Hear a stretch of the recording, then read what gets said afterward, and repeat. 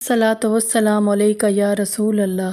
अस्सलातु वस्सलामु अलैका या नबी अल्लाह। अस्सलातु वस्सलामु अलैका या हबीब अल्लाह।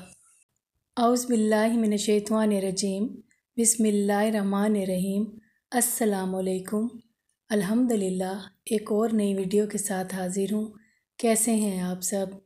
मेरी दुआ है कि अल्लाह ताला आप सबको हमेशा खुश व खुर्रम रखे, आमीन। नमाज़ पढ़ने से दिल और दिमाग को सुकून हासिल होता है, इसलिए ख़ुद को 5 वक्त की नमाज का आदी बनाइए। ज़बान पर हर वक्त इस्तग़फ़ार और दरूद शरीफ का विर्द जारी रखा कीजिए। आइए हम सब मिलकर भी दरूद शरीफ पढ़ लेते हैं। सल्लल्लाहु अलैहि व आलिहि वसल्लम। जन्नत में ले जाने वाले अमाल के हवाले से आज की आयत का तर्जुमा पेश खिदमत है। सूरतुल तौबा आयत नंबर 18। हकीकत ये है कि आबाद करते हैं अल्लाह की मसाजिद को सिर्फ़ वो लोग जो ईमान रखते हैं अल्लाह पर और आखिरत के दिन पर, और कायम करते हैं नमाज और देते हैं ज़कात, और नहीं डरते किसी से सिवाय अल्लाह के।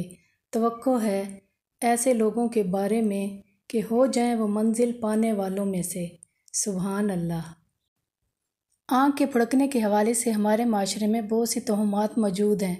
अक्सर लोगों को ये वहम हो जाता है कि अगर मेरी दाईं आँख फुड़की तो ये हो जाएगा और बाईं आँख फुड़की तो ये हो जाएगा। इस्लाम इस किस्म की तोहमात में पड़ने की बिल्कुल इजाज़त नहीं देता।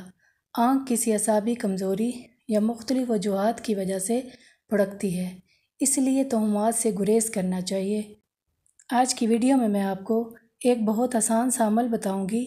जिनकी आँख अक्सर फड़कती रहती हो वो ये अमल करें, इंशाअल्लाह ताला आँख का फड़कना बंद हो जाएगा। अमल ये है, सूरह इंशिकाक जो पारा नंबर 30 में है, इसकी आयत नंबर 16 से लेकर 20 तक 7 मरतबा पढ़कर अपनी उंगली के पोरों पर दम करके अपनी आँखों पर फेरें। इंशाअल्लाह ताला आँख का फड़कना फ़ौरन बंद हो जाएगा। आज के लिए इतना ही। इंशाअल्लाह ताला एक और नए मौजू के साथ दोबारा हाजिर खिदमत होंगी। अब इजाज़त चाहूँगी। अल्लाह ताला हम सब का हामी और नासिर हो। अल्लाह हाफिज़।